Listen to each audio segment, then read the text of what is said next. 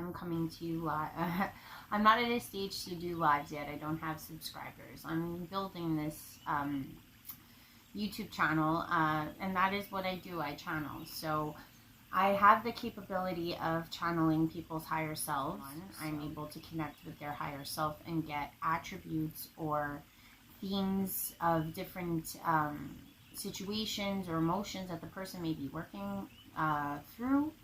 And I would say that the way things come through for me is that I get visualization. Either I'm seeing through the eyes of the higher self in the situation, and then sometimes they're metaphorical, where it's like if I see the theme, I see the same visions with the same underlying tone of what's not being achieved. It means that this is what you're, being tripped up with, or you're in your soul purpose. Because what I do is not, I don't see myself as someone who's using the capability for more of like a fortune telling aspect. I'm using the capability to see where the trip ups are in people's everyday lives. I'm using the capability to see even childhood traumas, things that you may not have worked through yet, things that are present in your present day that if you tackle one by one, you will start to graduate within your soul evolution. So that's what I do. But since I'm not doing a channeling of a person, and I wouldn't do that, online in front of people, I'm going to do a channeling because I do also channel others, including Mother, Father, God. I am a big advocate of the avatars, and also sometimes I have channeled more extraterrestrial, because I want you guys to know that soul is everything. So we all have a spark within us, and so does every living being, even including plants and animals on this planet. And there is this interconnectedness that we have with everything, and everyone has this capability. The capability I'm going to be sharing, you all have different versions of capabilities within you to connect with the world around you. The big mistake I think that we've made in society is we've got away from nature, we've got away from spirit. Some of the older traditions in a lot of Aboriginal tribes that have held on to this have been able to combat things like disease, etc. And they live copacetically with the world around them. And they tap into spirit, and they have very long and lots of longevity. So there is an aspect that is lost in this world, and I hope to bring that back. And I hope that through what I do, I can help you guys find it within yourselves.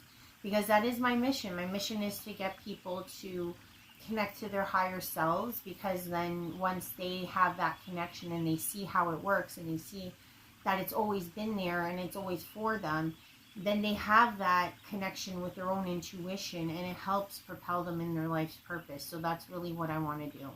So I'm going to just start this off. I like to start it off with a bowl, a sound bowl, because usually I like to clear the energy.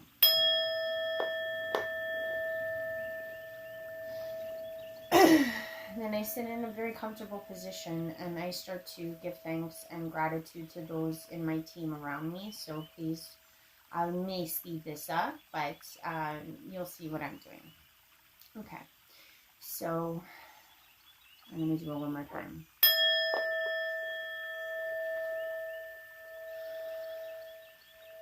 I bring today in this meditation to speak out and to thank all of my team, be it Archangel Michael, Uriel, Gabriel, Raphael, Adiel, Radiel, Jophiel, Zachiel, Samuel,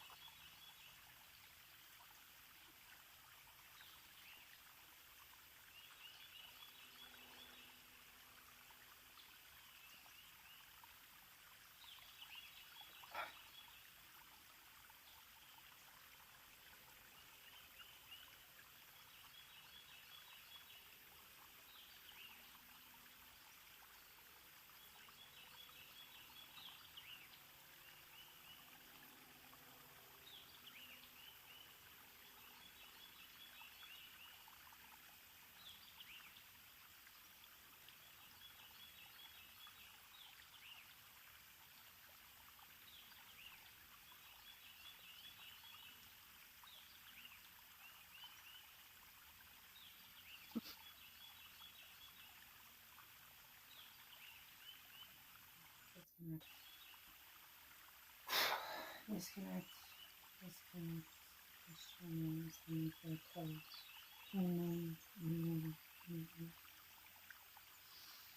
Because this particular energy, I've become more familiar with in recent times. I was directed to this. I asked the angel that set forth, what the name was, and I recognized Nathanael, because that was one that stepped out to me when I would do, as you saw earlier, I do a call out to the angels that I feel in my energy, and I get the names. And Nathanael is one that has just recently come on, and I feel like this is so true to what I've been dealing with, because as I've been walking out into my purpose and what I'm supposed to do here, I realized like Nathanael started guiding me more and more, and he is the angel of self-purpose. So I feel like this is really beautiful. So he came through and he has a message. The first one was quite alarming. He basically broke it down into certain like sections of information. The first one was, where are the mothers? There's stings, there's kidnappings that are being caught at this time. The associations of the elite families and groups will be realized and found. So that was his first. I don't know what this pertained to, but I did see some type of vision where there was maybe mothers, maybe for some time that has passed, that have been going missing, and there hasn't, and it seemed like they'd been separated enough that there wasn't a way to like connect all of them.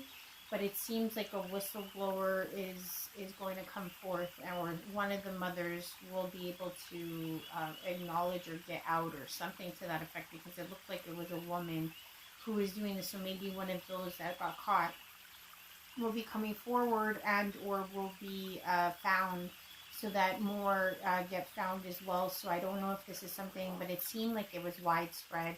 It's going to be some form of phenomenon when it comes to specifically mothers. I don't know why. I got the sensation of incubation, as if like, how women can incubate life, that maybe the marauders or the ones that are taking them have something to do with that. But that was really an odd thing to see.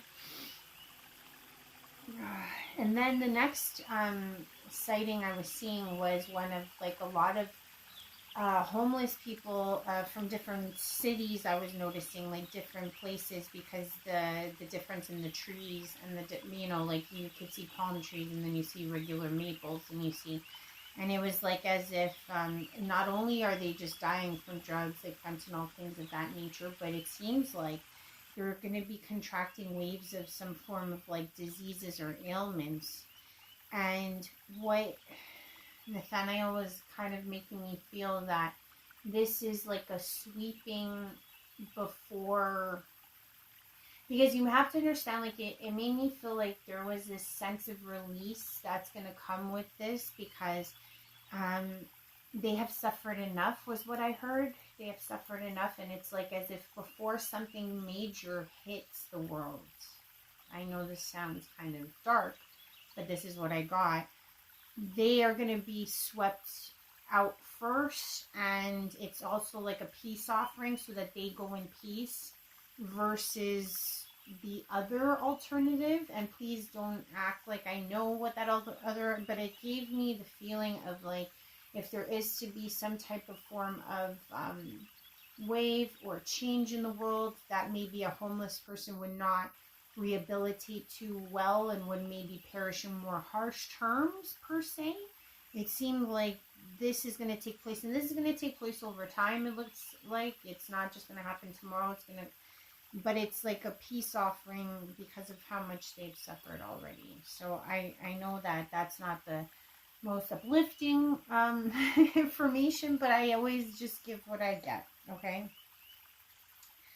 The waves will come crashing down the eastern seaboard. I was seeing like monsoons, but it was like really weird to see, because these look like locations that wouldn't be getting monsoons. But like I was seeing like really high altitude places having like mudslides from like weird amounts of rain hitting places of even high altitudes, because it's like as if not to say that the landslides, like, and I did see this a while back too, and I think I'm still seeing it now, because it's like as if, again, when it comes to cataclysms, I think this is going to be more growing, as we know.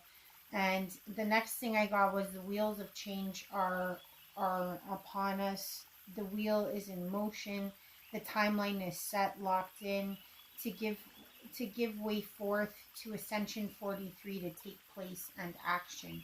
So I got this envisionment that this certain timeline that we are going through, this Ascension timeline, has been attempted multiple times before.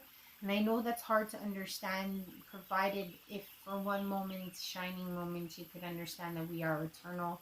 We do do-overs. We do have reincarnation in play. But I also feel like timeline shifts, it's hard because the word time is in it, but it's like as if to say that sometimes, like, you could just replay the video again over and over again, but it's still one movie, if that makes sense. So it's like, even though you've replayed the same timeline over and over again, it's like you play it out and play it out and play it out and play it out, maybe make little shifts, play it out until the shifts make sense for the timeline execution. So that was kind of what I was feeling, was like, in this particular time, our timeline shift has given way to this ascension time frame that we're all not only currently in, but we're continuously in. And it's given way to the timeline of choice, I imagine. That seemed to be the prosperity aspect I was seeing. So that's really a positive message that Nathanael was trying to express to me. Many attempts have been made to this effect. There is prosperity to be found, because the instrumental situations all taking place is going to rock the foundation set upon you now, all places and all parts, all ways. So many competing energies at this time ramped up to cause such a quake of spirit that the world has never seen. Ladies, hold on to your hats. The women, okay, so the reason why I said ladies, hold on to your hats was because I was seeing like women with like those church hats, and their hats getting blown in the wind. And it was like women around the world will be turned upside down, but for the better, in a way that hasn't happened since the days of old. Mother is restoring balance at this time. She is crafting and finding, crafting the final exposition of eternal justice. Balance will be restored at all costs. A rotation of this size and magnitude could only be done by her hand. It will be beautiful, for those with eternal minds will understand. For those without, sit tight. It is going to be a bumpy ride. I work primarily with the Pleiadians, and that was what Nathanael had, because I had asked, like, who do you work with, or is it other angels, etc. And then I got the sense that he's very close to Earth, like he's working on Earth right now. That's the general feeling I got. Like, some, when I do speak with the angels, some are in different dimensional places. This particular angel seemed very rooted, like as if he spends a lot of time here working with us, or very close in proximity, put it that way. So when he said that about the Pleiadians, it made sense, because a lot of Pleiadians are working with us at this time. But then an Andromedan, like I heard this undertone that was not his come from an Andromedan, saying Andromedans dropped in to say hello too. So that gives me gratification of knowing that there's other forces working in this time for this transfixed evolution that we're going through. So thank you for joining me, and I'll catch you on the next channeling.